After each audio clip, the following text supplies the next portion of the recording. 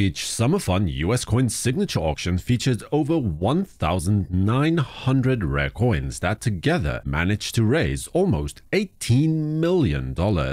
One of the coins that contributed to this total was this fantastic example of an 1878 Seven Tail Feathers reverse of 78 Morgan dollar proof. Though the business strike version of this coin hardly poses much of a challenge for the collector today, the proof coin is a very different creature indeed. With an estimated mintage of only 250 coins, the current example is graded by NGC as proof 65 Ultra Cameo, and at auction it sold for the sum of $55,200.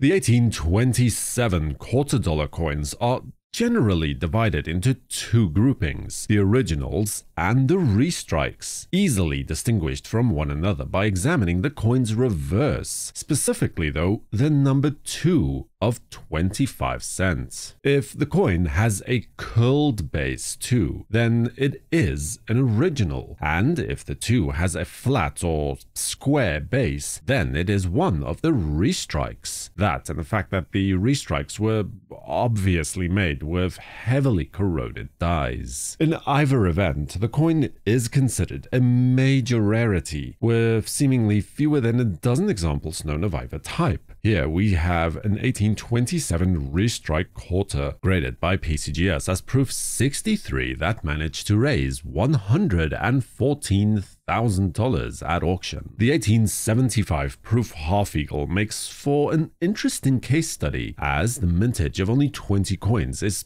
certainly small. However, it is perfectly in line with the mintage figures of other proof eagles that were minted in the same decade, pushing up demand for the 1875 proof strike half eagle well beyond that of any of the other proof half eagles of the same decade. However, is the fact that collectors are looking to complete date sets at any cost, as the business strike coin of this issue had a token mintage of only 200 coins, similar to the 1895 Morgan dollar in that regard. Here we have an example graded as proof 64 from PCGS that attained a closing price at auction of $144,000. The rarity of the 1849 proof seated Liberty dollar is difficult to overstate, with only 8 to perhaps 12 coins known to exist today. In addition, the current example is the finest known of its type as well, only adding to the coin's desirability. Not to mention the stunning original toning that appears on this piece as well, with a grade of PCGS proof 66. With the CAC green seal of approval, it managed to raise $156,000 at auction's close. The 1925 Saint-Gaudens Double Eagle is one of those late-issue gold coins that, despite having a relatively large mintage figure, coming in at around 3.7 million coins, is surprisingly difficult to locate in higher grades today, owing to the fact that the majority of these coins were held in storage until the 1933 gold recall, then melted down or used to settle large trade accounts for foreign markets. This example is graded as MS65 by NGC, with only 5 other coins known finer in the census, and was sold at auction for $180,000.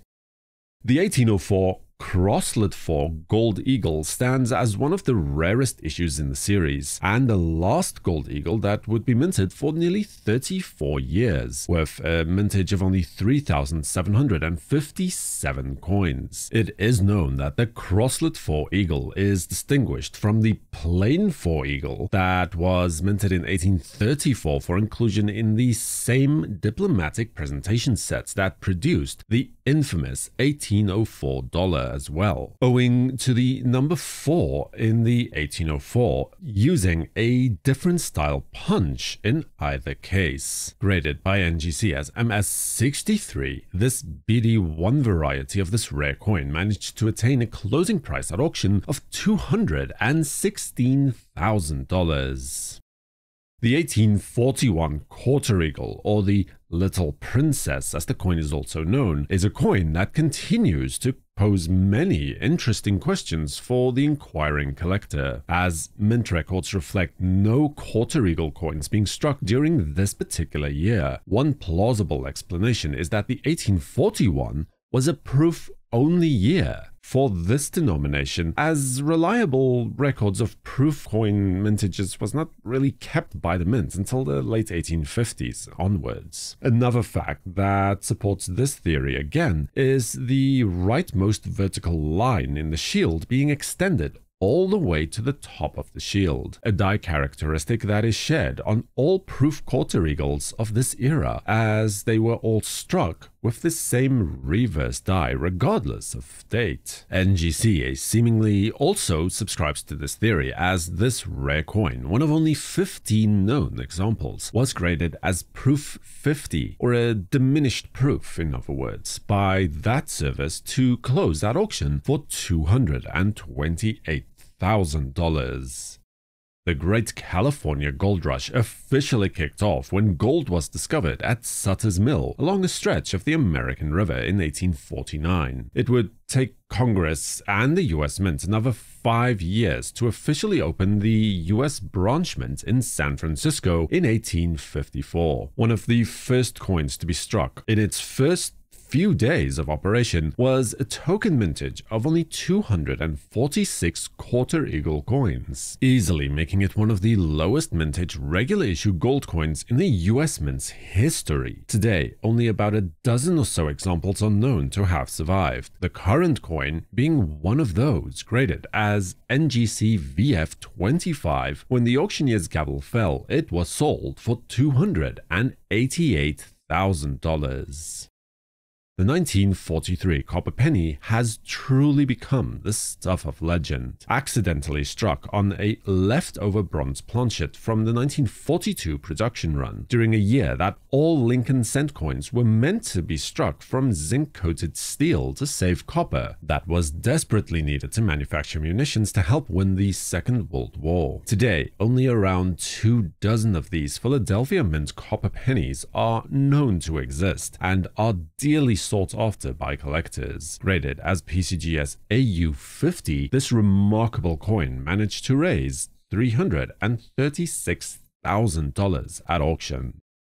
When the Indian head eagle design was first introduced, it went through several design phases to adapt Augustus Saint-Gaudens' original design for mass production and make it suitable for circulation. The wire rim coin, such as this example for instance, did not have a traditional rim on the coin. This made the coin nearly impossible to stack and therefore made counting large numbers of them very inconvenient, if not outright impractical. Although there was an initial mintage of 542 coins, only 70 of these were later melted down, leaving a net mintage of 472 coins that were, how should I put this, never officially distributed by the mint. The current example is graded by PCGS as MS67 and was sold at auction for $336,000.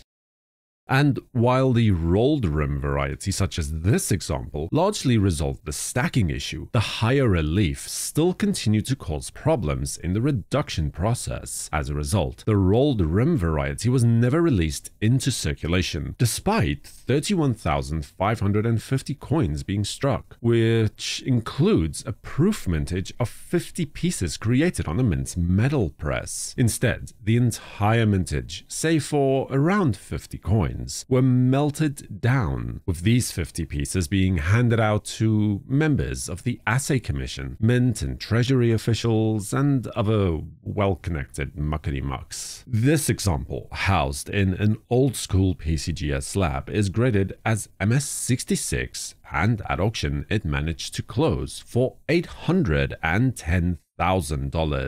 Subscribe to WNN and activate notifications with the bell icon so you'll know when new videos are released. For the World Numismatic News, I am Numisman saying thank you for watching. Stay safe, keep collecting, and have a fantastic day.